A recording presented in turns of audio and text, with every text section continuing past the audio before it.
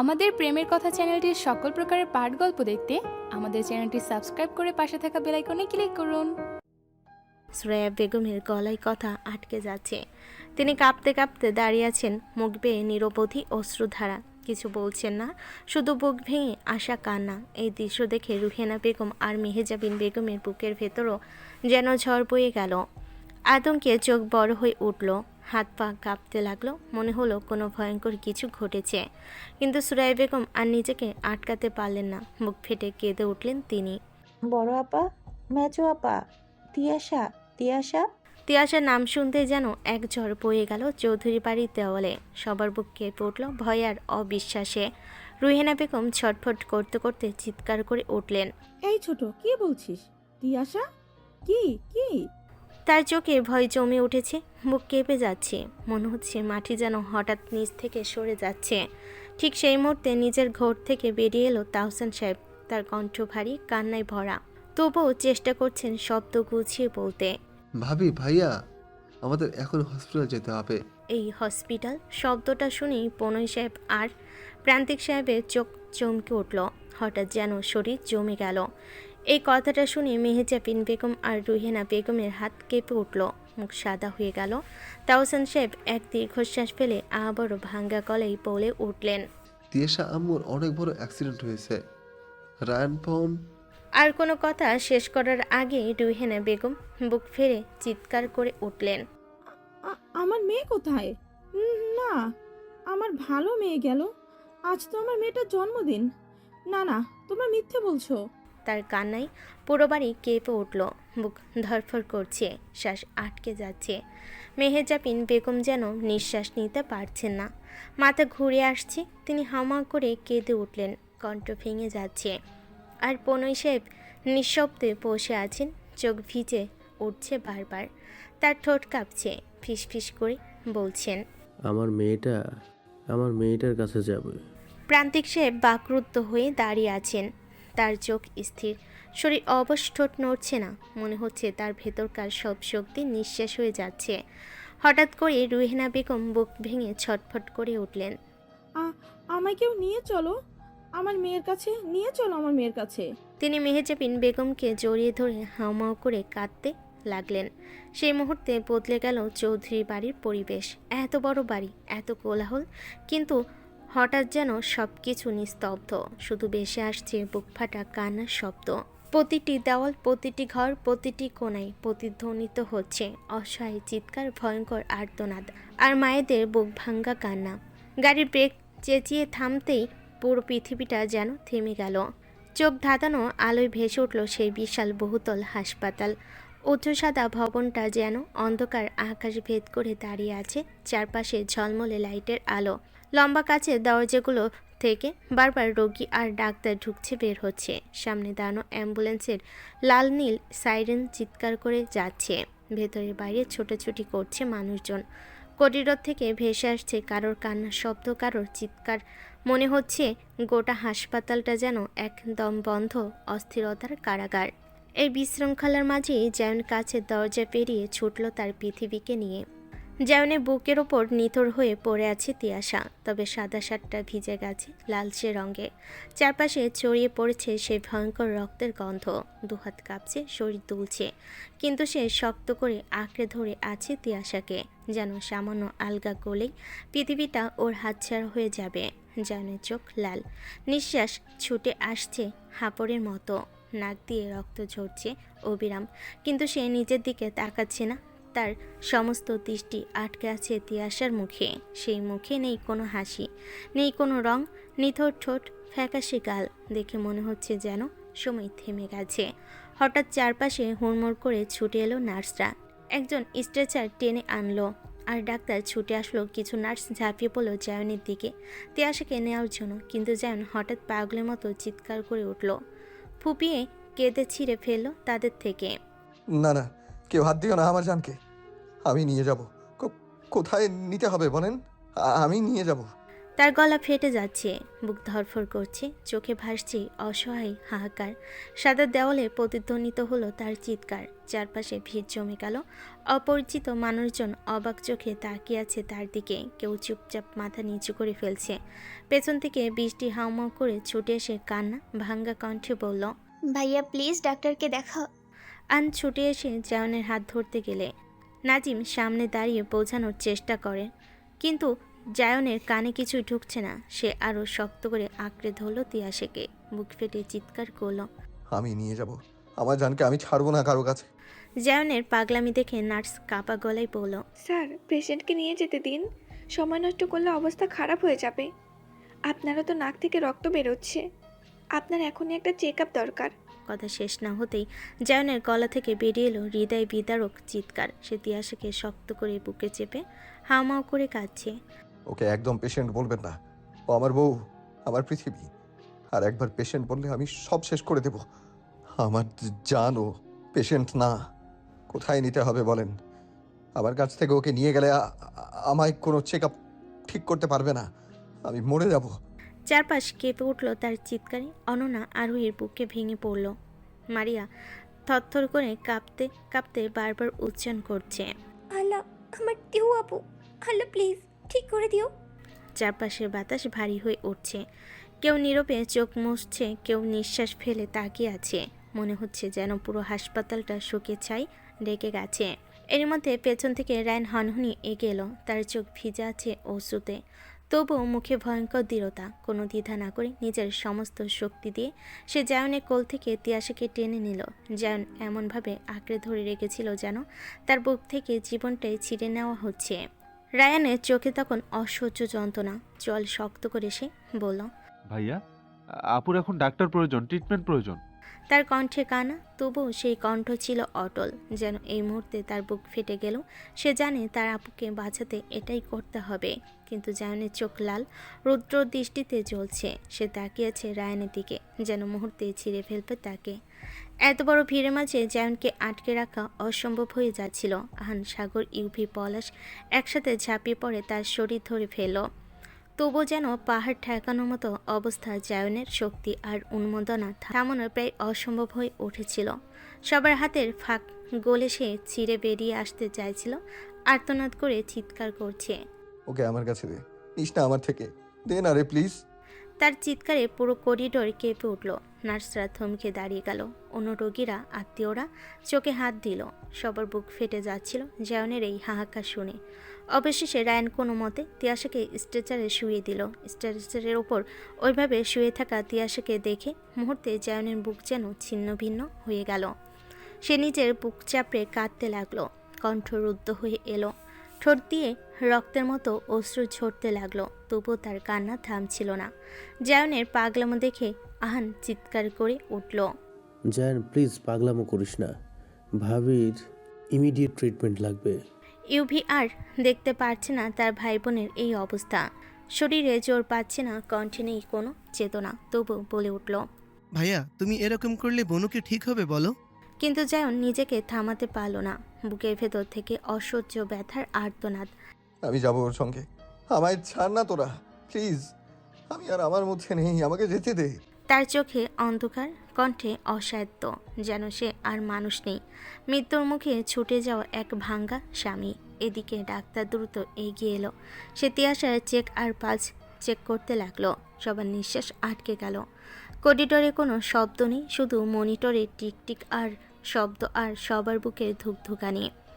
নার্সরা তাকিয়েছে ডাক্তারের দিকে, যেন তার ঠোঁট থেকে বেরোনো প্রতিটা শব্দ জীবন মৃত্যুর রায়।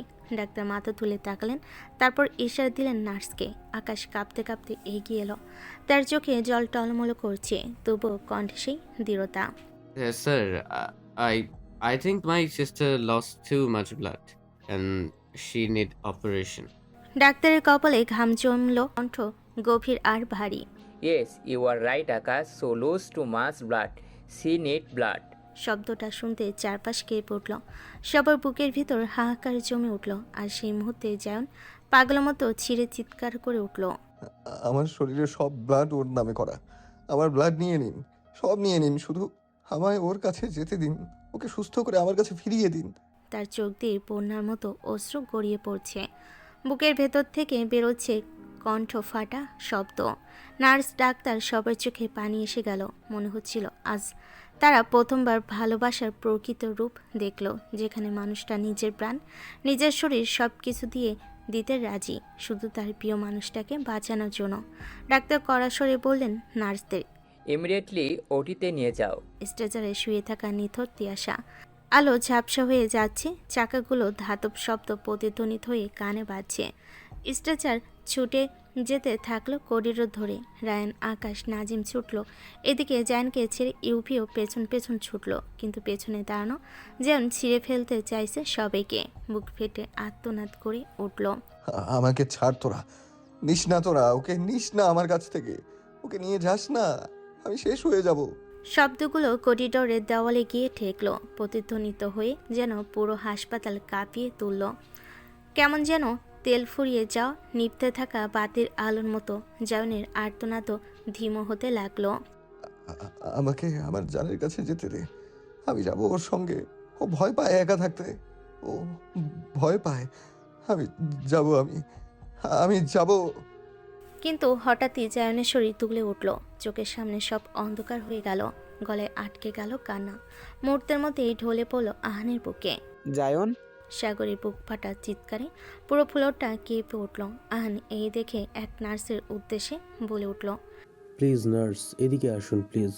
বৃষ্টি অনন্যা ছুটে এসে জায়নের হাত ধরে হাউমাউ করে কাঁদতে লাগলো। ভাইয়া, ভাইয়া চোখ খুলো। পলাশ ঝাঁপিয়ে পড়ল জায়নকে ঠিক করে ধরার জন্য। আরুই হতভম্ব হয়ে দাঁড়িয়ে রইল।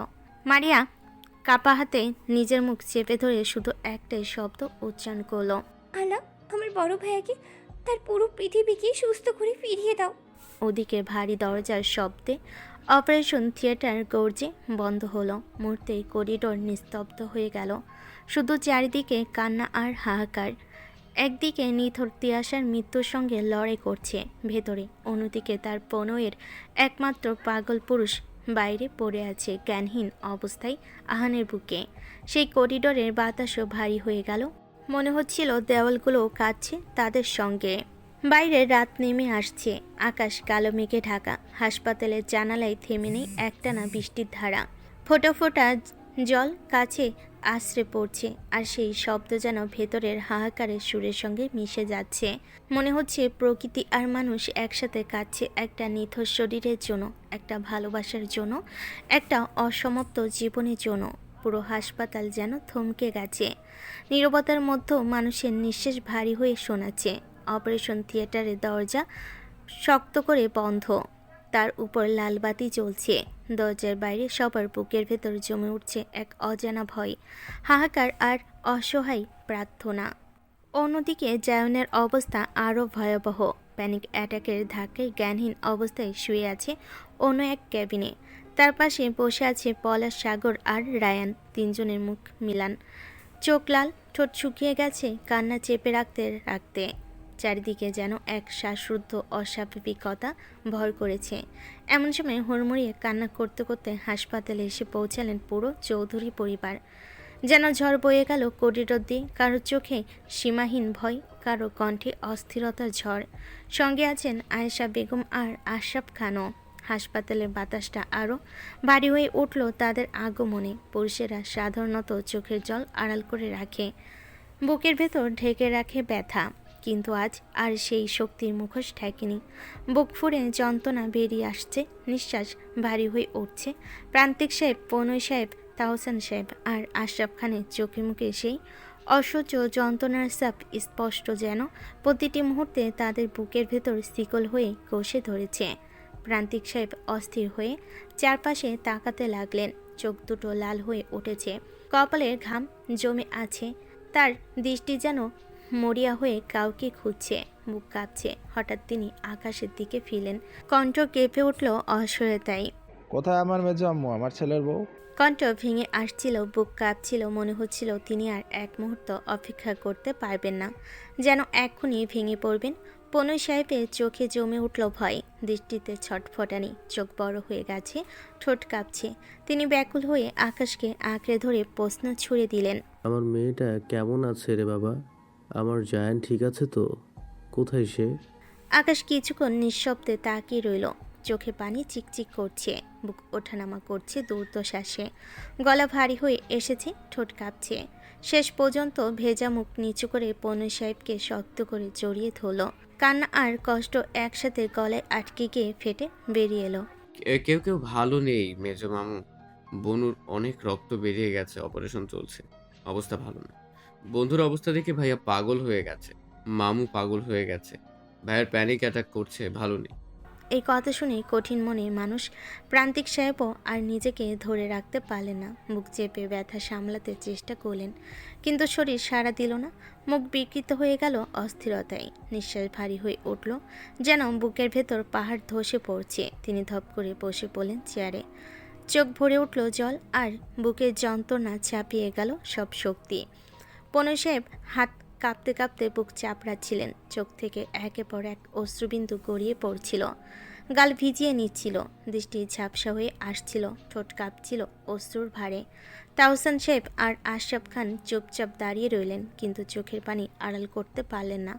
ঠান্ডা নীরবতায় ছেয়ে গেল চারপাশে এক ভয়াবহ নীরবতা, যেখানে কেবল কান্নার শব্দ ভেসে আসছে। হাসপাতালের আলো, দেওয়াল, করিডর সব কিছু যেন সেই যন্ত্রণার সাক্ষী হয়ে নিঃশব্দে দাঁড়িয়ে রইল।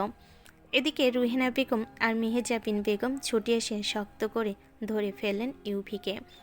দুজনে চোখ লাল, কান্নায় মুখ ভেসে যাচ্ছে, তাদের হাত কাঁপছে, কণ্ঠ ফেটে যাচ্ছে। পেছনে দাঁড়ানো সুরাইয়া বেগম, আয়েশা বেগম আর বৃষ্টি আর নিজেকে ধরে রাখতে পারল না। তারা একে অপরকে শক্ত করে জড়িয়ে ধরে হাওমাও করে কাঁদছে। বৃষ্টি কাঁপতে কাঁপতে ভাঙ্গা কণ্ঠে বলল, ফুফু আমার বোনটা ঠিক হবে তো? আয়েশা বেগম চোখের পানি থামাতে পারলেন না, আড়াল করার শক্তি ছিল না। অঝরে কাঁদতে কাঁদতে বৃষ্টির মাথায় হাত বুলিয়ে দিলেন। গলাটা বেদনা আর আশার মিশ্রণে কেঁপে উঠল। আমার মেজো আম্মু তো আল্লাহর প্রিয় সন্তান সোনা, নইলে কি তার জন্য এরকম একজন ভালোবাসার মানুষ বাছাই করে রাখে মা? সব ঠিক হয়ে যাবে, হতেই হবে। এদিকে রুহিনা বেগম বুক চাপড়ে আর্তনাদ করে উঠলেন। কণ্ঠের প্রতিটি শব্দ কেটে যাচ্ছিল চারপাশের হৃদয়ে। বাবা, আমার মেয়েটাকে একটু দেখবো। কোথায় আমার মেয়ে? কোথায় আমার মেয়ে? সব মিথ্যে, বলো বাবা। শব্দগুলো ভেসে গেল করিডোর জুড়ে। হাসপাতাল দেওয়াল কেঁপে উঠল সেই মাতৃ বেদনার আওয়াজে। মেহজাবিন বেগম হঠাৎ কেঁপে ওঠা গলায় চিৎকার করে উঠলেন, চোখ রক্তলাল, দৃষ্টি কটমট করছে। কেউ বলবে আমায়, আমার মা কোথায়? আমার মা কোথায়?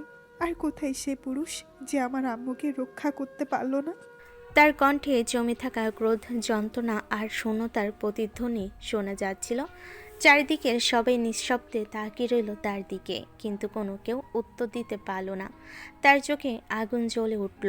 তিনি চারিদিকে খুঁজতে লাগলেন জায়নকে, কিন্তু কোথাও তাকে দেখতে পেলেন না। আবার আর্তনাদ করে উঠলেন, কোথায় সে? এত বউ বউ করে এখন কোথায়? প্রান্তিক সাহেব আর সহ্য করতে পারলেন না, চোখ লাল হয়ে উঠল, বুক ভেঙে আগুনের মতো গর্জে উঠলেন।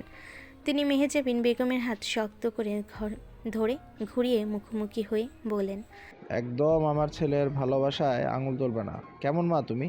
বলো মেহজাবিন, কেমন মা তুমি? বুঝতে পারছো না কেন আমাদের ছেলে এখানে নেই? বুঝতে পারছো না?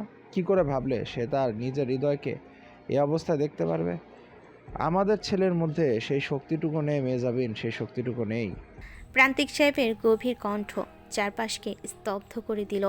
চারিদিকে তাকিয়ে থাকা সবার চোখে শুধু অবাক হয়ে তাকিয়ে থাকার চিহ্ন। মেহজাবিন, রুহেনা, আয়েশা, শ্রেয়া বেগম সবার মুখ কান্না ভেজা আর চোখে বিস্ময়। ইউভি এগিয়ে এসে বড় আব্বুর কাঁধে হাত রেখে শান্ত করতে চাইল। বড় আব্বু শান্ত হও, বড় আম্মু বোঝেনি হয়তো। কিন্তু প্রান্তিক সাহেব যেন শুনতে পাচ্ছেন না। তার বুকের যন্ত্রণা এতটা উতলে উঠছে যে কোনো যুক্তি আর কানে আসছে না। আবারও ক্রুদ্ধ অথচ কষ্টভরা চিৎকার করে উঠলেন, না, কিসের বুঝাবুঝি? কি করে ভুল হয় আমার ছেলেকে চিনতে? প্রান্তিক সাহেবের কণ্ঠে জমে থাকা কান্না, রাগ আর অসহায়তার চারপাশ কাঁপিয়ে তুলল। মেহজাবিন বেগম নির্বাক, কাতর দৃষ্টিতে স্থির হয়ে তাকিয়ে আছেন তার স্বামীর দিকে। এই 3 বছরে হয়তো এই প্রথম তিনি দেখলেন তাদের সন্তানের জন্য। প্রান্তিক সাহেব বুক চড়িয়ে দাঁড়ালেন। মেহজাবিন বেগমের বুকের ভেতর হাহাকার জমে উঠল। এই মানুষটা এতদিন কোথায় হারিয়েছিলেন? কেন এতদিন নিঃশব্দ ছিলেন? এরই মাঝে প্রান্তিক সাহেব আর দেরি করলেন না। দৃঢ় অথচ কাপা হাতে মেহজাবিন বেগমকে টেনে নিয়ে চলেন জায়নের কেবিনের সামনে। তার চোখ লাল, দৃষ্টি ছুটে চলেছে সেদিকে। পেছন পেছন সবাই দৌড়ে এলো। করিডোর ভরে গেল দম বন্ধ করা নীরবতায়। কাছের দরজার ওপাশে যখন সবাই চোখ পড়ল জায়নের দিকে, বুকের ভেতর থেকে হাহাকার ছুটে বেরিয়ে এলো। চারপাশে একটা স্রোতের মতো কান্না ছড়িয়ে গেল। মেহজাবিন বেগম চোখ বড় বড় করে চেয়ে রইলেন দরজার ওপাশে। ঠোঁট কাঁপছে, বুকের ভেতরটা যেন ছিঁড়ে যাচ্ছে। কণ্ঠ ফেটে চিৎকার করে উঠলেন, কি হয়েছে আমার ছেলের? কি হয়েছে কেউ বলবে? প্রান্তিক সাহেব আর নিজেকে সামলাতে পারলেন না। এতক্ষণ চোখের জল আটকে রেখেছিলেন, এবার যেন বাঁধ ভেঙে বেরিয়ে এলো। বুক ভেঙে শব্দ করে কেঁদে উঠলেন তিনি। সে সহ্য করতে পারেনি মেজো আম্মুর এই অবস্থা, সেও নিজেকে কষ্টে ডুবাতে চেয়েছে। সহ্য করতে পারেনি, পাগল হয়ে গেছে আমাদের ছেলে। প্রান্তিক সাহেবের প্রতিটি শব্দ ছিঁড়ে যাচ্ছিল চারপাশে মানুষের বুক। আর এই দৃশ্য দেখে কেউ আর নিজেদের স্থির রাখতে পারল না। সবার চোখ দিয়ে অঝরে অশ্রু ঝরতে লাগলো। অবশেষে রুহেনা বেগমকে বুকের যন্ত্রণা আর্তনাদ থামাতে ঘুমের ইঞ্জেকশন দিতে হলো, নয়তো তিনি ভেঙে পড়ে শ্বাসই নিতে পারছিলেন না। অপারেশন থিয়েটারের বাইরে তখনও আরেকটা দৃশ্য। হঠাৎ অনন্যা দৌড়ে এসে ইউভিকে শক্ত করে জড়িয়ে ধরল। বুকের ভেতর ফেটে পড়া কান্না আর ভয় মিলেমিশে বেরিয়ে এলো তার কণ্ঠ থেকে। কাঁপতে কাঁপতে ভাঙ্গা গলায় হাওমা করে কেঁদে উঠল, আপু ঠিক হয়ে যাবে তো? বলেন না আপু, ঠিক হয়ে যাবে তো? ইউভি ঠোঁট কাঁপছিল, চোখ ভরে পানি বেরিয়ে আসছিল, অশ্রু গড়িয়ে পড়ছে, অথচ ঠোঁট দিয়ে সান্ত্বনা দেবার চেষ্টা করছে। বুকের ভেতর বেদনা জমে পাহাড় হয়েছে, কিন্তু মেয়েটার কণ্ঠে আবারও আশার আলো জ্বালল। সব ঠিক হয়ে যাবে পাখি, আল্লাহ তাআলা কখনো তো নিষ্ঠুর হতে পারেন না। বৃষ্টি তখন বসে আছে নাজিমের পাশে, মুখ ভেজা অশ্রুতে চোখ আধো খোলা। নাজিম এক হাত দিয়ে বৃষ্টিকে টেনে বুকের ওপর রেখেছে, অন্য হাত দিয়ে মাথায় আলতো করে হাত বুলিয়ে দিচ্ছে, যেন নিজের সবটুকু শক্তি দিয়ে বোনটিকে সান্ত্বনা দেওয়ার চেষ্টা করছে। কিন্তু বৃষ্টি এতটাই ভেঙে পড়েছে যে চোখ বন্ধ করে ফিসফিস করে কেবল একটি প্রার্থনা করছে, আল্লাহ আমার বনুকে সুস্থ করে দাও। ও সুস্থ না হলে ভাইয়াকে বাঁচানো যাবে না। বনুকে সুস্থ করে দাও, বনুকে সুস্থ করে দাও আল্লাহ। বৃষ্টির পাশেই বসে আছে ছোট্ট মারিয়া। এতটুকু বয়স, কিন্তু আজকের পরিস্থিতি তার হৃদয় ছুঁয়ে গেছে। সে চুপচাপ দুহাত জোর করে প্রার্থনার ভঙ্গিতে বারবার আওড়াচ্ছে, আমার বড় ভাইয়াকে তার পৃথিবী ফিরিয়ে দাও, আমার বড় ভাইয়াকে তার পৃথিবী ফিরিয়ে দাও আল্লাহ তাআলা। করিডোরের এক কোণে দাঁড়িয়েছিল আকাশ, মাথা দেওয়ালে ঠেকানো, দুহাত পকেটে গুজে রেখেছে, কিন্তু মুখে কোনো শব্দ নেই। তার চোখ বেয়ে টলমলো করে পানি ঝরছে, বুকের ভেতর দোষারোপে ঝড় উঠছে। সে নিজেকে ক্ষমা করতে পারছে না। মনে হচ্ছে তার কথাই এই ভয়াবহতার সূত্রপাত। বারবার নিজেকে প্রশ্ন করছে, কেন জানি ক্যাফের কথা বললাম, কেন? বনুর এই অবস্থা, বড় ভাই জায়নের এই অবস্থা, সব কিছুর জন্য সে নিজেকেই দোষী ভাবছে। সে তো জায়ন, ইউভি, অনন্যা, বৃষ্টি, রায়ান, তিয়াশাকে কখনো কাজিন হিসাবে দেখেনি, দেখেছে নিজের আপন ভাই বোন হিসাবে। তারাও আকাশকে, মারিয়াকে ঠিক একই রকম ভাবে।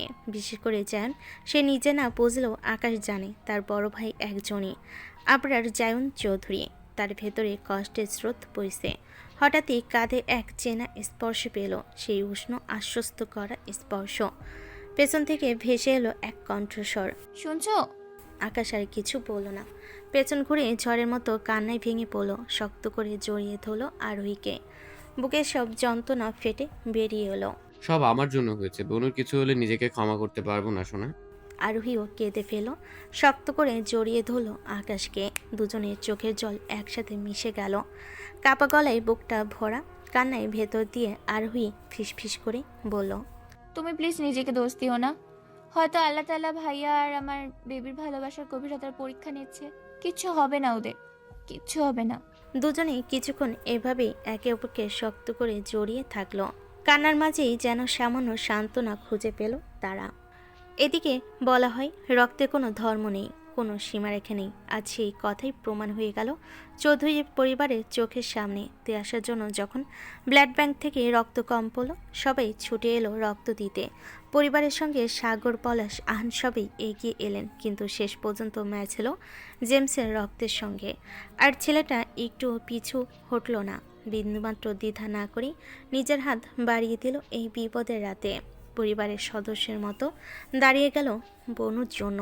সকাল অবশেষে নামলো, কিন্তু এ সকাল ছিল না রঙিন পাখির ডাক কিংবা সোনালি রোদের উজ্জ্বলতায় ভরা। এই সকালটা ছিল ভারী, নিস্তব্ধ আর ধূসর। হাসপাতালের জানালার বাইরে রাতভর বৃষ্টি শেষে গাছের পাতায় ঝুলছে অশ্রুবিন্দুর মতো বৃষ্টির ফোঁটা। সূর্যের আলো উঠেছে ঠিকই, কিন্তু তার রংটা ছিল যেন ফিকে, প্রাণহীন, ক্লান্ত। করিডোর জুড়ে রাতভর কান্না, দৌড়ঝাঁপ, ডাক্তারদের ছোটাছুটি শেষে এখন নেমে এসেছে এক অদ্ভুত নিস্তব্ধতা। সবার চোখ লাল, মুখ বিবর্ণ, শরীর কাহিল, আর কিন্তু কারোর চোখের পাতা এক মুহূর্তের জন্য বন্ধ হয়নি, যেন পুরো হাসপাতালই একটা রাতের মধ্যে বুড়িয়ে গেছে। এই যে বর, শুনছো? আর কত ঘুমাবে? ওঠো, আমি কষ্ট পাচ্ছি জানো, আমার খুব ব্যথা করছে। আমি তো তোমায় ছাড়া থাকতে পারছি না, একা একা দম বন্ধ লাগছে। দেখো আমাকে ওরা কোথায় যেন নিয়ে যাচ্ছে, শুনছো? আমাকে ওরা নিয়ে যাচ্ছে, আমি যেতে চাই না তোমায় ছেড়ে। আমাকে নিয়ে যাও, আমাকে নিয়ে যাও, আমি যেতে চাই না, চাই না। হঠাৎই ঘন অন্ধকারের ভেতর থেকে জায়ন এক অজানা গহ্বর থেকে ছিঁড়ে বেরিয়ে এলো। ঘামে ভেজা শরীর, বুকের ভেতর কেঁপে ওঠা নিঃশ্বাস। এক মুহূর্তে তার ঘুম ভেঙে ছিন্নভিন্ন হয়ে গেল। আতঙ্কে তার চোখ বিস্ফোরিত, বুকটা ধরফর করে উঠল। এক অদৃশ্য শূন্যতায় হাত বাড়িয়ে এসে আচমকা চিৎকার করে উঠল, রোদ, রোদ, আমার জান, কেউ কোথাও নিয়ে যাবে না জান। কিন্তু চোখ মেলে তাকাতে সে ভেঙে পড়ল বিভ্রান্তির এক গভীরতায়। চারপাশটা অচেনা সাদা দেওয়াল, হালকা স্যানিটাইজারের গন্ধ, এক নিস্তব্ধতা যা ভয়ঙ্কর।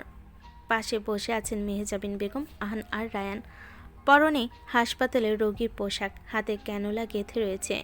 সব মনে পড়ে গেল তার গত রাতে সেই ভয়ঙ্কর মুহূর্ত, সেই চিৎকার, সেই দৌড়ঝাঁপ, সেই রক্ত আর অপারেশনের দরজা।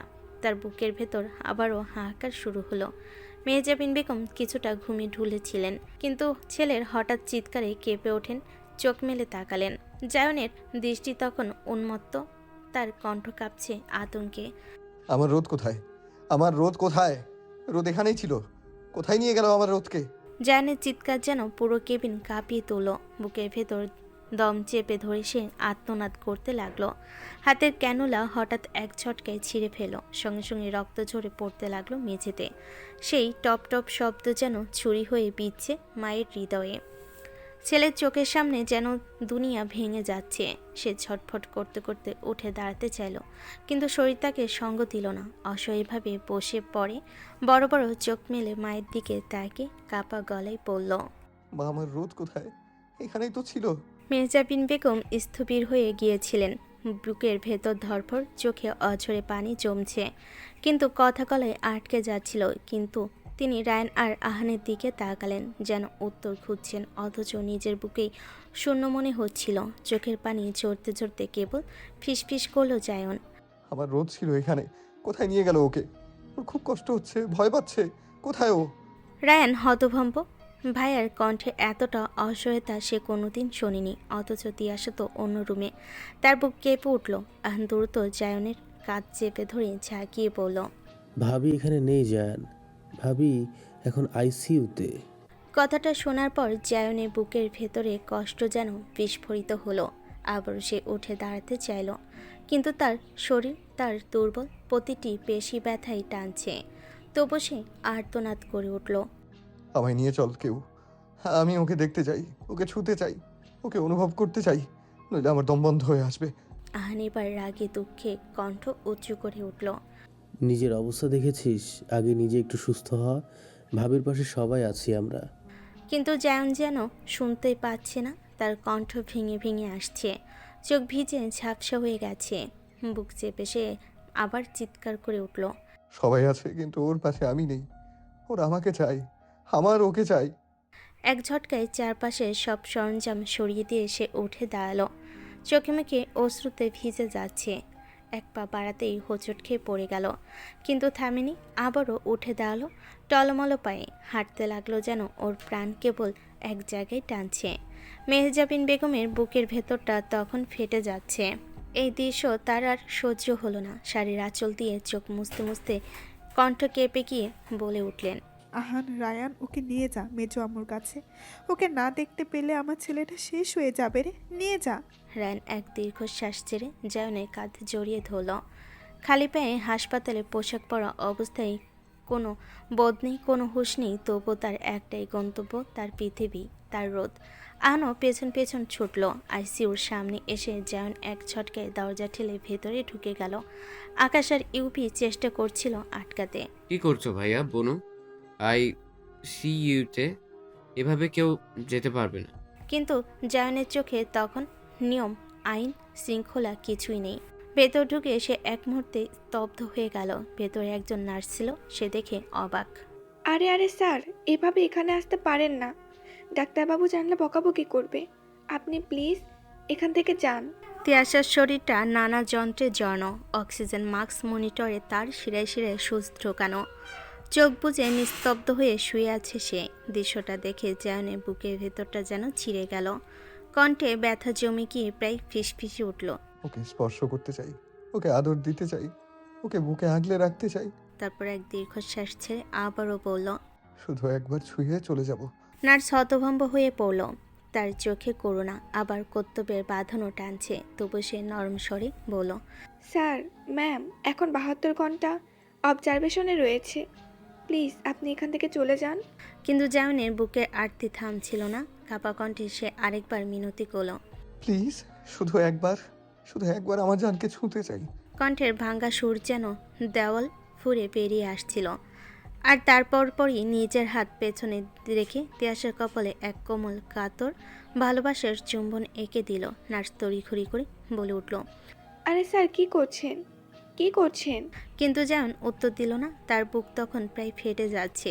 বাইরে বেরিয়ে এসেছে, দেওয়াল ধরে হাঁপাতে লাগলো, বুক চাপড়াতে লাগলো, ঠোঁট কাঁপতে লাগলো, যেন সমস্ত পৃথিবী ভেঙে পড়ছে তার ভেতর। এই দৃশ্য দেখে মেহেজা বিন বেগম আর স্থির থাকতে পারলেন না। ছেলের দিকে দৌড়ে এসে তাকে জড়িয়ে ধরলেন। কি হয়েছে কলিজা, শরীর খারাপ লাগছে? কিন্তু জায়ন মায়ের বুকে ভেঙে পড়ল, আর্তনাদ করে কান্না করতে করতে বলল, মা আমার জানকে ঠিক করে দেবে, ওকে ঠিক হতে বলো না মা। আমি নিঃশ্বাস নিতে ভুলে যাচ্ছি, আমি তো বাঁচবো না, মরে যাবো ওকে এইভাবে দেখতে। মায়ের বুকের ভেতর কাঁপন ধরল, নিজেও দুঃখে ভেঙে পড়ল। তিনি ছেলের কাঁধ শক্ত করে ধরে ফিসফিস করে বলেন, বাবা, কিছু হবে না আমার আম্মুর, ঠিক হয়ে যাবে আমাদের আম্মু। তোমার উপর আল্লাহ কখনো এত নিষ্ঠুর হতে পারে না সোনা, পারে না। জায়নের চোখ তখন ঝাপসা হয়ে আসছে, সবকিছু অন্ধকার মনে হচ্ছিল।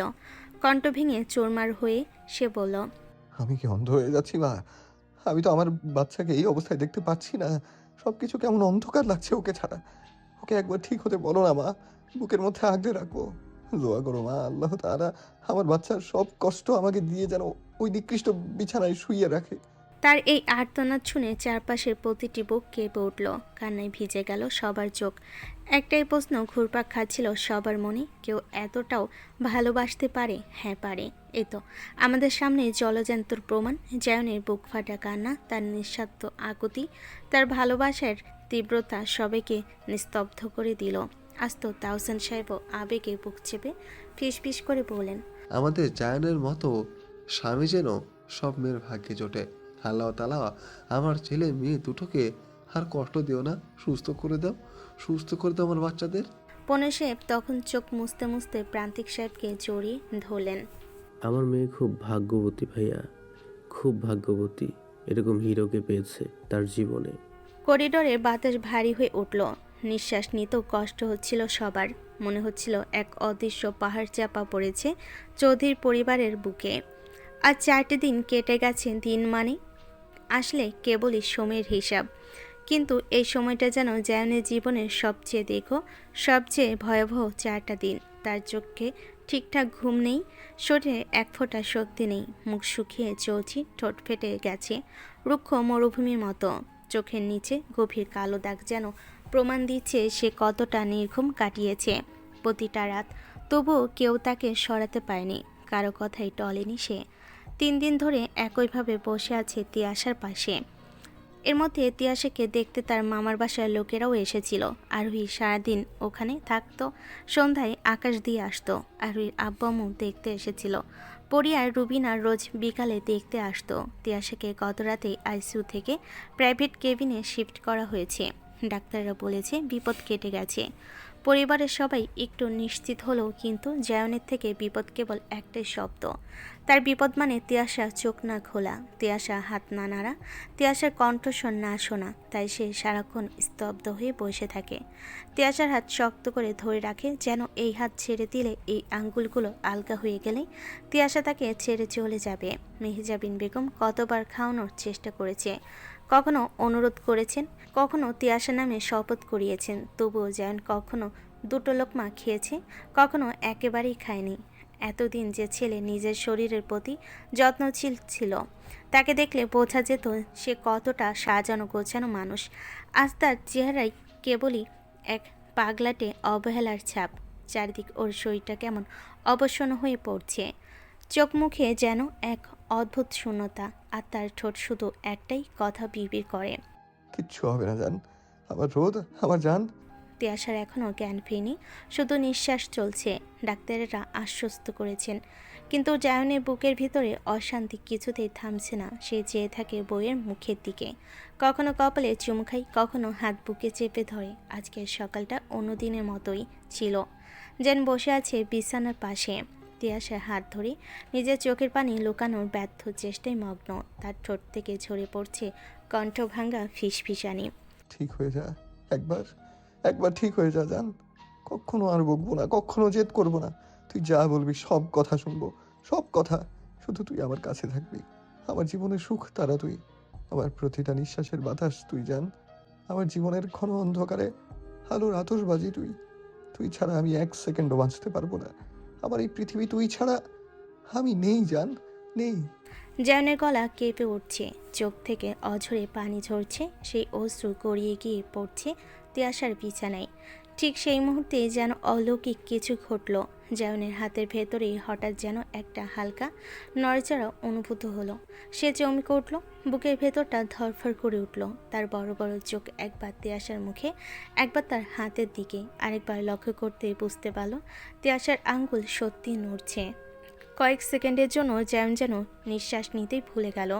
চোখের পানি থেমে গেল, ঠোঁট কাঁপতে লাগলো, বুকের ভেতরটা ঝড়ের মতো ধুকপুক করছে।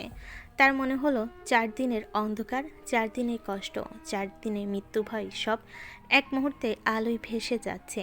জায়ন 2 হাত দিয়ে বইয়ের হাত শক্ত করে ধরে ফিসফিস করে উঠল, জান তুই শুনছিস তো? আমি আছি জান, আমি আছি। চোখ খোল, একবার চোখ খোল। আমি এখানে আছি, কোথাও যাব না, কখনো ছাড়বো না, কখনো না। সেই মুহূর্তেই যেন পুরো কেবিনের বাতাস থমকে দাঁড়ালো। জায়নের চোখে আশার আলো জ্বলে উঠল। 4 দিনের বেদনার সমুদ্রে হঠাৎই যেন এক বিন্দু আলো ঝিলিক দিয়ে উঠছে। বুক ফাটা চিৎকার করে উঠল, ডক্টর। এবারের মুহূর্তটা যেন জীবনের সবচেয়ে বড় পরীক্ষা, সবচেয়ে বড় অলৌকিকতার শুরু।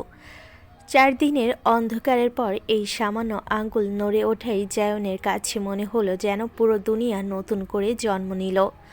বুক ফেটে কান্না আসছিল, কিন্তু সেই কান্নার ভেতরে আজ প্রথমবারের মতো আশার এক অচেনা আলো মিশে গেল। সে উন্মাদের মতো ডাকতে লাগলো। কেবিনের ভেতরটা হঠাৎ যেন উল্টে গেল। জায়নের কণ্ঠে ছটফট করা আর্তনাদ শুনে পরিবারের সবাই হন্তদন্ত হয়ে ভিতরে ঢুকলো। সবার চোখে আতঙ্ক, মনে হচ্ছিল আবার কোনো দুঃসংবাদ এলো নাকি। কিন্তু ভেতরে ঢুকেই তারা দেখল জায়নের চোখ বেয়ে এখনও অশ্রু গড়াচ্ছে, অথচ ঠোঁটে ফুটে উঠেছে অদ্ভুত এক হাসি। সেই হাসিটা অশ্রুর ভেতরে লুকিয়ে থাকা আলো। সেই হাসি যেন শত বর্ষের অন্ধকার ভেদ করে এক নতুন সকাল ঘোষণা করছে। জায়ন হঠাৎ তার মায়ের বুকে ঝাঁপিয়ে পড়ল, গলা ধরে কাঁপতে কাঁপতে বলল, মা, আমার জান আঙ্গুল নাড়িয়েছে মা। মেহজাবিনের বুক হু হু করে উঠল, চোখ ছলছল করতে লাগলো, তার কণ্ঠ আটকে আসছিল। তারপর জায়ন ছুটে গেল বাবার কাছে, শক্ত করে জড়িয়ে ধরল, চোখ ভরা জল, কিন্তু কণ্ঠে উচ্ছ্বাস। বাবা, বাবা, আমার রোদ আঙ্গুল নাড়িয়েছে, ও আমাকে ছেড়ে যাবে না। প্রান্তিক সাহেবের চোখ বেয়ে অশ্রু গড়িয়ে পড়ল। তিনি ছেলের মাথায় হাত রাখলেন, মুখ চেপে ধরলেন, যেন সব কষ্ট এক মুহূর্তে ভুলে যেতে চাইছেন। এরপর একে একে যেন ছুটে গেল তার মেজো চাচ্চু, ছোট চাচ্চুর কাছে, মেজো মায়ের কাছে, ছোট মায়ের কাছে। ফুপি প্রত্যেককে জড়িয়ে এক কথাই বলছে বারবার। ইউভি, বৃষ্টি, নাজিম, আকাশ যেই সামনে আসছে তাকে জড়িয়ে ধরছে জায়ন। একই কথা বলছে পাগলের মতো, কিন্তু সেই পাগলামিতে এখন কান্না আর একটু জীবন ফিরে পাওয়ার ভরসা, বিস্ময় আর আশার আলো। ডাক্তার আর নার্সরা তাড়াহুড়ো করে কেবিনে ঢুকলেন। চারপাশে যন্ত্রপাতির শব্দ মিলিয়ে গেল পরিবারের কান্নার সাথে। সবার বুক ধড়ফড় করছে, কিন্তু ভেতরে ভেতরে একটাই বিশ্বাস জেগে উঠছে, এবার অন্ধকারেই শেষ। মেহেজাবিন বেগম, রুহেনা বেগম কেঁপে কেঁপে কোরআনের আয়াত পড়তে লাগলেন। ঠোঁট থেমে থাকলো না এক মুহূর্তের জন্য। পনুই সাহেব, ইউভি, বৃষ্টি একে অপরকে জড়িয়ে যেন একটু আলো দেখা আশা পেল। বাবা ছেলে মেয়ের মধ্যে চলছে এক খুশির কান্না। ডাক্তার, সাথে দুজন নার্স, সবাইকে একটু সরে দাঁড়াতে বললেন তিনি। জায়নের চোখ তখনও ভিজে, কিন্তু বুকের ভেতরটা কাঁপছে। নার্সরা দ্রুত মনিটর চেক করলো। ডাক্তার তিয়াশার হাত নড়াচড়া করলেন, চোখের পাতা পরীক্ষা করলেন। কিছুক্ষণ গভীর মনোযোগে পরীক্ষা করে হঠাৎ তার ঠোঁটে ফুটে উঠল হালকা হাসি। সে হাসি যেন সবার বুকের ভেতর জমে থাকা পাহাড়সম ভয় গলিয়ে দিল। তিনি ধীরে ধীরে মাথা তুলে জায়নের দিকে তাকে শক্ত কণ্ঠে বললেন, আপনার ওয়াইফ সাড়া দিচ্ছে, খুব ভালো সাইন। ধীরে ধীরে স্নায়ু কাজ করছে। ইনশাল্লাহ আপনার মতো হাজবেন্ড থাকতে আপনার ওয়াইফ সাড়া না দিয়ে কোথায় যাবে? এ কথাটা শুনতে জায়নের বুক হু হু করে উঠল। সে হঠাৎ ঝাঁপিয়ে পড়ে ডাক্তারের পা জড়িয়ে ধরল। মুখ ভরা অশ্রুতে কণ্ঠস্বর রুদ্ধ হয়ে এলো, thank you doctor, thank you. ডাক্তার প্রথমে চমকে উঠলেন। 4 দিন ধরে এই মানুষটাকে তিনি দেখছেন, অস্থির, অশ্রু ভেজা, দোয়া আর কান্নাই কাতর। প্রতিদিনই তার যন্ত্রণায় তিনি নিজেও স্তব্ধ হয়ে যেতেন। হতবাক হয়ে জায়নকে ওঠাতে ওঠাতে বললেন, কি করছেন, কি করছেন প্লিজ মিস্টার জায়ন? ডাক্তার তার কাঁধে হাত চাপড়ে বলেন, আমি আমার ডিউটি করেছি, কিন্তু আমাদের সবার উপরে একজন আছে যার কাছে আপনি দিনরাত দোয়া করেছেন, সঙ্গে আপনার পরিবারের দোয়া। আল্লাহ কি করে না শুনে পারতেন বলুন? ডাক্তারের কণ্ঠে দৃঢ়তা, কিন্তু চোখে এক অদ্ভুত মমতা। তার এই কথাগুলো যেন কেবিনে প্রতিটি মানুষের অন্তরে গেঁথে গেল। মেহেজাবিন বেগম অঝরে কান্না করতে করতে কোরআনের আয়াত পড়তে লাগলেন। সবার মুখে নিঃশব্দে ভেসে এলো আলহামদুলিল্লাহ। আর যেমন দাঁড়িয়ে শুধু হাত তুলে আকাশের দিকে তাকিয়ে রইল। আল্লাহ, আল্লাহ, তুমি আমার জানটাকে ফিরিয়ে দিলে। কেবিনের বাতাসে কান্না, দোয়া আর আশার মিশ্রণ ছড়িয়ে পড়ল। মনে হচ্ছিল আজকের সকালটা আর 5টা সকালের মতো নয়।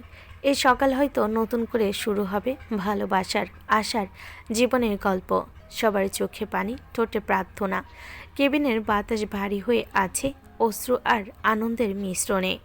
এই দৃশ্যটা যেন কোনো সাধারণ হাসপাতালের কেবিন নয়, বরং এক অলৌকিক পুণ্যজনমের দরজা। কেটে গেল আরও 2 দিন। এই 2 দিনে যেন নিঃশ্বাস বন্ধ করে বেঁচে আছে, কারণ তিয়াশা এখনও চোখ খোলেনি। যদি পারত তবে তিয়াশাকে বুকের ভেতর লুকিয়ে রাখত, কিন্তু নিষ্ঠুর মনিটর, যন্ত্রপাতি, ডাক্তার, নার্সদের নিয়ম সব যেন তাকে দেওয়াল তুলে আটকে রেখেছে। তবুও সে বসে থাকে সারাদিন। কখনো ভেজা তোয়ালে দিয়ে তিয়াশার হাত মুছিয়ে দেয়, কখনো কখনো মুছে দেয় কপাল, কখনো কপালে আলতো চুমু খায়। তার হাত তিয়াশার হাত থেকে আলাদা হয় না। এক মুহূর্তের জন্য মনে হয় হাত ছেড়ে দিলে যেন আবার অন্ধকার গ্রাস করবে। আজ কেবিনে বাইরে আছে শুধু ইউপি, আকাশ, নাজিমার, সাগর। বাকিরা সবাই খুব ক্লান্ত। খাওয়া দাওয়া প্রায় নেই বললেই চলে। তাই ইউপি আর আকাশ রোজই তাদের দায়িত্ব নিয়ে বাসায় দিয়ে আসে, আর আজ তাদের আসতে দেয়নি। বৃষ্টিও আসেনি। তার ছোট্ট বাচ্চাটা মায়ের কোলে ছাড়া থাকতে পারে না। কেবিন তাই তুলনামূলক শান্ত। দুপুরের জায়ন তিয়াশার পাশে ইউভিকে বসে একটু বাইরে গেল। কেবিনের সংকীর্ণ বাতাসে বুক দম বন্ধ হয়ে আসছিল তার, তাই সিগারেট ধরিয়ে হাসপাতালের ট্যারিসে গিয়ে দাঁড়ালো। আকাশের দিকে তাকিয়ে নিঃশ্বাস ফেলল। ধোয়ার সাথে যেন বুকের দুঃখ মিশে যাচ্ছিল। একটার পর একটা টান নিতে নিতে চোখ বেয়ে জল নেমে এলো, যেন ভেতরে ভাঙ্গা মানুষকে আর সামলাতে পারছে না। সিগারেটটা ফেলে দিয়ে অনেকক্ষণ দাঁড়িয়ে থাকলো, ভাবতে লাগলো তিয়াসের কথা। তার হাসি, তার ডাকে বর বলে ডাকাটা সব কিছু বুকের ভেতর কাটার মতো বিচ্ছিল। আল্লাহ, আর একটু শক্তি দাও, আর পারছি না। অবশেষে নিচে নেমে কেবিনে ঢুকতেই চমকে উঠল। সেই মুহূর্তে তার বুকের ভেতর ঝড় বয়ে গেল। সামনে যে দৃশ্যটা দেখল তা দেখে বুক ধক করে উঠল। তিয়াসা বেডে হেলান দিয়ে শুয়ে আছে, চোখ দুটো খোলা, সেই চোখ বেয়ে পানি গড়িয়ে পড়ছে। চারপাশে ডাক্তার, নার্স, ইউভি, আকাশ, নাজিম, সাগর, সবার মুখে অবিশ্বাস আর আবেগে ভরা হাসি। এক মুহূর্ত দেরি না করে ছুটে গেল জায়ন, যেন পাগল হয়ে গেছে। সে হুমড়ি খেয়ে তিয়াসাকে জড়িয়ে ধরল, বুক ফেটে কান্না করতে করতে কাপা গলায় বলে উঠল, জান, আমার জান, আমি পাগল হয়ে যাচ্ছিলাম তোকে এইভাবে দেখে। সরি সোনা, সরি, আর কখনো রাগ দেখাবো না। কিন্তু তিয়াসার ঠোঁট কাঁপল। কণ্ঠ থেকে বেরিয়ে এলো এমন এক প্রশ্ন যা মুহূর্তে জায়নের পৃথিবী থামিয়ে দিল। আপনি কি আমাকে এইভাবে কেন জড়িয়ে আছেন? এই কথাটা শোনা মাত্রই জায়নের পায়ের নিচ থেকে মাটি সরে গেল, বুকের ভেতরটা ফাঁকা হয়ে গেল, শ্বাস বন্ধ হয়ে আসছিল। কেবিনের সবাই থমকে গেল, যেন হাওয়াটা আটকে গেছে। অথচ একটু আগেই তো তিয়াসা, ইউভি, আকাশ আর ডাক্তারের সাথে কথা বলছিল। ডাক্তার নিজেই তিয়াসাকে তার স্বামীর কথা বলেছিল। পাগলামি। তখনই তো তিয়াসার চোখ বেয়ে পানি গড়িয়ে পড়ছিল। তাহলে কিভাবে সে তার স্বামীকে চিনতে পারছে না? হঠাৎ জায়ন তিয়াসার গাল ধরে পাগলের মতো কাপা কণ্ঠে বলতে লাগলো, জান, আমি তোর বর, তোর বাঘের বাচ্চা। দেখ, আমায় কেন চিনতে পারছিস না? তাকা আমার দিকে, তাকা। কিন্তু তিয়াসা মুখ ফিরিয়ে নিল। জায়নের বুক যেন ছিঁড়ে যাচ্ছে। তবু সে ডাক্তারের দিকে ছুটে গেল, কাঁপতে থাকা হাত দিয়ে ডাক্তারকে ধরল, চোখে একরাশ করুণার ভেজা আলো নিয়ে অনুনয় করল, ডক্টর, আমার বউ আমাকে চিনতে পারছে না কেন? একটু দেখেন না, ও আমায় চিনতে পারছে না। হঠাৎই পেছন থেকে ভেসে এলো তিয়াসার কণ্ঠ, ধীর, কাপা কিন্তু খুনছুটি ভরা স্বর। ভাইয়া, আমার হ্যান্ডসাম সুন্দর বরটা কোথায়? এই পাগল বাজে দেখতে লোকটা আমার বর হতেই পারে না। এক নিমিষে সবাই বুঝে গেল তিয়াসা মজা করছে। ইউপি, আকাশ, নাজিম, সাগর সবাই একসাথে হাসি আর আটকাতে পারল না। চোখ ভিজে গেল আনন্দে। কিন্তু জায়ন স্থির হয়ে দাঁড়িয়ে রইল, যেন মাটি থেকে পা সরছে না। ভেজা চোখের কোণ থেকে ধীরে ধীরে ফুটে উঠল এক চিলতে হাসি। আর একটু হলে সে সত্যি হার্ট অ্যাটাক খেয়ে ফেলত। ডাক্তার তিয়াসার দিকে তাকিয়ে হাসলেন, শান্ত কণ্ঠে বললেন, Mrs Abrar, you are so lucky to have a husband like me. Don't give him another panic attack. Tiyasa এবার জায়নের দিকে তাকালো, তার চোখ ভিজে গেছে, বুক কেঁপে উঠছে। সামনে যে মানুষটা দাঁড়িয়ে আছে সে তার পনয়ের পুরুষ, কিন্তু কি অবস্থা করেছে নিজের। মুখ শুকনো, ঠোঁট ফেটে চৌচির, চোখের নিচে কালি, লালচে চোখ, অশ্রুতে ভিজে আছে চুল, এলোমেলো শরীর, দুর্বলতার ছাপ। এই দৃশ্য দেখে তার বুক হুহু করে উঠল। আর যখন ডাক্তার বললেন যে এই মানুষটা প্যানিক অ্যাটাক পর্যন্ত পেয়েছে, তখন তিয়াসার আর নিজেকে ধরে রাখতে পারেনি। সেই সময় কান্না ভেজা কণ্ঠে উত্তর দিল, ডাক্তারবাবু, আমি লাকি না, আমি অনেক বেশি ভাগ্যবতী যে ওনার মতো মানুষকে আমি আমার জীবনে পেয়েছি। এই উত্তর শোনার সাথে সাথে যেমন নিজেকে আর ধরে রাখতে পারল না, আবারও ছুটে গিয়ে জড়িয়ে ধরল তিয়াসাকে।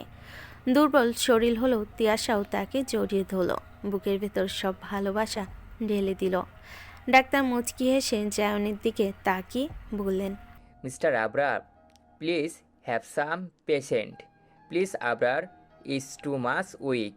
কিন্তু জায়নের কানে কিছুই ঢুকলো না। চারপাশে ইউভি, আকাশ, নাজিম, সাগরের চোখে খুশির অশ্রু ঝলমল করছে, এমনকি নার্সের চোখও ভিজে উঠেছে। ডাক্তার নিজেও আবেগ সামলাতে না পেরে এক দীর্ঘশ্বাস ফেলেন। ইউভির দিকে তাকিয়ে বললেন, you save two life, your families pray save two life. Yuvi এগিয়ে এসে ডাক্তারের হাত শক্ত করে ধরে কাপা গলায় বলল, থ্যাংক ইউ ডাক্তার, আমরা আমাদের বোনকে ভাইয়াকে সুস্থভাবে ফিরে পেয়েছি। ডাক্তার মৃদু হেসে এবার আকাশের দিকে তাকিয়ে বলেন, Akash, your sister is fine now. Start your class from tomorrow. Akash এতদিন ক্লাস করতে পারেনি। সে চোখ মুছে ছোট্ট একটা হাসি দিয়ে বলল, ইয়েস স্যার, শিও আবিল। ডাক্তার হাসি দিয়ে চলে গেলেন। এরপর সাগর হাসি মুখে আকাশ, নাজিম আর ইউভিকে বলল, ভাই ওগো একটু একা সাইরা দে, আমরা বাইরে যাই চল। আকাশ মাথা নেড়ে বলল, হ্যাঁ সাগর ভাই ঠিক বলেছে। ইউবি ভাই, নাজিম ভাই চলো বরং কফি খেয়ে আসি, মাথা ধরেছে খুব। তারা আর কিছু না বলে বাইরে চলে গেল। বাতাসেও খবর পৌঁছে গেছে, সবে যেন বুকের ভেতর নতুন প্রাণ ফিরে পেল। কেবিনে তখন শুধু জায়ন আর তিয়াশা। জায়ন ফুপিয়ে কাঁদতে কাঁদতে তিয়াশাকে বুকে জড়িয়ে ধরে বলল, এরকম বলার থেকে আমাকে মেনে দিয়ে যান। তুই আমাকে ভুলে যাওয়ার থেকে আমার মৃত্যুবরণ আমার কাছে বেশি সুখের জান। এ কথাই মনে হলো কেউ হঠাৎ করে ধারালো ছুরি ঢুকিয়ে দিল। এমন কথা তার প্রিয় মানুষটির মুখ থেকে বেরোনো, এমন কথা তার প্রিয় স্বামী ঠোঁট ছেড়ে শোনা, এটা যেন তার কাছে মৃত্যুর থেকেও ভয়ঙ্কর, মৃত্যুর থেকেও নিষ্ঠুর। এক মুহূর্তের জন্য তার মনে হলো যদি পৃথিবীটা থেমে যেত তবে হয়তো এই শোকটা সে সহ্য করতে পারত। সে ধীরে ধীরে জায়নের গলা ছেড়ে দিল। তার ভেজা চোখে এক অদ্ভুত আগুন, ভেতরে ভেতরে ভালোবাসা আর কষ্টের যুদ্ধ। সে কাপা হাতে নিজের নরম আঙ্গুলটা জায়নের শুকনো ঠোঁটের উপর রেখে দিল। তারপর কাপা কণ্ঠে কিন্তু দৃঢ়তা ভরা স্বরে বলে উঠল, তুমি কি জানো তোমার এই কথা আমার মনে হচ্ছে কেউ যেন আমার বুকের ভেতরটা ছিঁড়ে ছিঁড়ে টেনে নিচ্ছে। তুমি যদি এমন কোনো দিন ভাবো যে আমি তোমাকে ভুলে যাব বা তোমার থেকে দূরে চলে যাব, তাহলে সেটা আমার কাছে মৃত্যুর চেয়েও ভয়ঙ্কর হবে।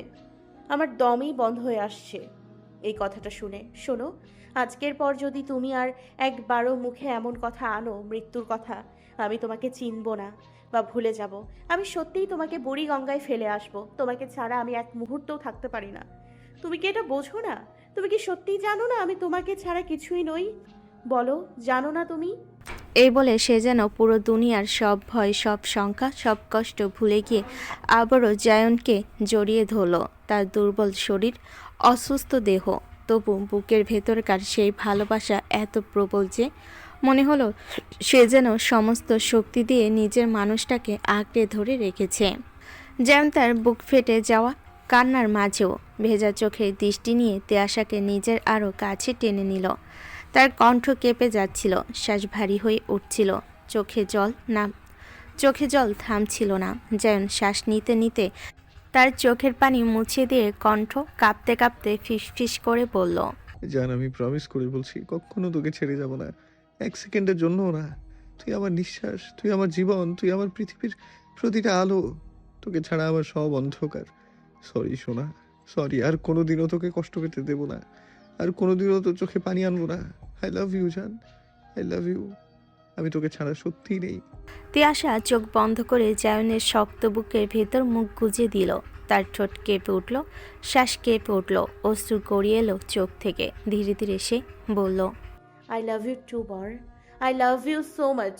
তুমি আমার জীবনের সবচেয়ে বড় দোয়া, সবচেয়ে বড় অলৌকিকতা। কিন্তু তোমার যে অবস্থা আমি দেখছি তা আমি কোনোভাবেই মেনে নিতে পারছি না। আমার সুন্দর বরকে আমি এভাবে দেখতে পারছি না। জায়ন এখন তিয়াশার কপালে, চোখে, গালে পাগলের মতো একের পর এক চুম্বন দিতে লাগলো। তার ঠোঁট কাঁপছিল, কণ্ঠ ভেঙে যাচ্ছিল কান্নার ভেতরে, তবু সে থামল না। চোখ ভরা জল নিয়ে বুকের ভেতরে সমস্ত আবেগ উজাড় করে দিয়ে সে বলল, তুই আমার চেহারার কথা বলছিস জান? তোকে যদি আমার বুকটা চিরে দেখাতে পারতাম তাহলে বুঝতে পারতিস আমার হৃদয়ের ভেতরে এখন কি অবস্থা। আমার বুকটা ফেটে গিয়ে যেন টুকরো টুকরো হয়ে গেছে। আমার ভেতরে পুরো পৃথিবী এলোমেলো হয়ে আছে। কোনো কিছু ঠিক নেই সোনা, কোনো কিচ্ছু ঠিক নেই। সব কিছু ভেঙে গেছে, সব কিছু তছনছ হয়ে গেছে। একটা কথা মনে রাখবি, তুই ঠিক থাকলে আমি ঠিক। তুই যদি হাসিস আমি হাসবো, তুই যদি বাঁচিস আমি বাঁচবো। কিন্তু তুই যদি ঠিক না থাকিস, তুই যদি আমার থেকে দূরে চলে যাওয়ার চেষ্টা করিস, তাহলে আমি শেষ হয়ে যাব, পুরোপুরি শেষ হয়ে যাব। এই কথাগুলোতে যেন কেবিনের বাতাস ভারী হয়ে গেল। ভালোবাসা, কান্না আর কৃতজ্ঞতার এক অদ্ভুত মিশ্রণে চারপাশটা থেমে গেল। শুধু জায়ন আর তিয়াশা, দুজন মানুষ, দুটো আত্মা এক হয়ে বুক ভরা অশ্রু আর বুক ভরা ভালোবাসায় মিশে রইল। প্রায় 2 সপ্তাহ কেটে গেছে হাসপাতাল থেকে তিয়াশা বাড়ি এসেছে। এতদিনে সে অনেকটাই সুস্থ। ডাক্তার বলেছিল সময় লাগবে, কিন্তু যেন সময়ের নিয়ম ভেঙে দ্রুত সে সেরে উঠেছে। আর এর পেছনে একটাই কারণ, জায়নের অমানসিক যত্ন আর ভালোবাসা। ওষুধের থেকেও বড় কাজ করেছে তার সারাক্ষণ পাশে থাকা, তাকে এক মুহূর্তের জন্য একা না ছাড়া। জায়নের নতুন অফিসে ইতিমধ্যে জমকালোভাবে ওপেন হয়েছে, কিন্তু আশ্চর্যের বিষয়, সে নিজে এখনও একদিনও অফিসে পা রাখেনি। যেন অফিস, ব্যবসা, বাইরের পৃথিবী সব কিছুই তার কাছে অর্থহীন হয়ে গেছে। তার সমস্ত মনোযোগ, সমস্ত ভালোবাসা, এমনকি সমস্ত জীবন যেন বন্দী হয়ে আছে তার এই ভালোবাসার রমণীর চারপাশে। তাকে খাওয়ানো থেকে শুরু করে শাওয়ার দেওয়া, মাথা আঁচড়ানো, চুল বেঁধে দেওয়া সব কিছু করছে জায়ন। তিয়াশা প্রায় অবাক হয় যে মানুষটা আর কীভাবে তার ভালোবাসা দেখাবে। তাদের বিয়ের 1 মাস পার হয়ে গেল। বিয়ের প্রথমে ভুল বোঝাবুঝির কারণে হয়তো জায়ন নিজেকে শারীরিকভাবে দূরে রেখেছিল, কিন্তু যত্ন, ভালোবাসাতে কখনো অবহেলা করেনি। জায়ন নিজেকেও কেমন যেন বদলে নিয়েছে। যেই বউকে দেখলে চোখে মাদকতার নেশা ভর করত, সেই মানুষটা তার সৌন্দর্যে পাগল হয়ে যেত। সেই মানুষ এখন নিজের সমস্ত আকাঙ্ক্ষা ভুলে গিয়ে কেবল তাকে বাচ্চার মতো আগলে রাখছে। তিয়াশা আজকে ধীরে ধীরে বলল, আমি তো এখন অনেকটাই ঠিক আছি। আমায় নিয়ে আর এত দুশ্চিন্তা করো না, সবাই তো আছে পাশে। তুমি অফিস যাওয়া শুরু করো প্লিজ। তার কণ্ঠে ছিল সত্যি চিন্তার ছাপ, কারণ সে জানে এতদিন যদি অফিসকে এভাবে ফেলে রাখা হয় তাহলে নতুন ব্রাঞ্চের অনেক ক্ষতি হবে। কিন্তু জায়ন তার বইয়ের মুখের দিকে তাকিয়ে হালকা হেসে মাথা নিচু করল, এক দীর্ঘশ্বাস ফেলে বলল, তুই কি ভয় পাচ্ছিস যে তোর বড় গরিব হয়ে যাবে? তিয়াশা ঠোঁট ফুলিয়ে অভিমান করে উত্তর দিল, ধুর, আমি কি সেটা বলেছি নাকি? তার অভিমানী মুখটা দেখে জায়নের বুকটা নরম হয়ে গেল। সে হাত বাড়িয়ে মুখটা টেনে নিল কাছে, হাসলো, তারপর শান্ত স্বরে বলল, শোন, ফর ইওর কাইন্ড ইনফরমেশন, আমি বলছি তোর এই বর 3 বছরে যা করেছে তাতে আমাদের ব্লাড লাইন 2 পুরুষ নিশ্চিন্তে খেতে পারবে। চিন্তা করিস না জান, তুই আমার সবচেয়ে বড় প্রায়োরিটি। আমার 2 অফিসে যদি কিছু হয়ও তাতেও কিছু আসে যায় না, আমার কাছে তুই সব। তিয়াশা থমকে দাঁড়িয়ে রইল।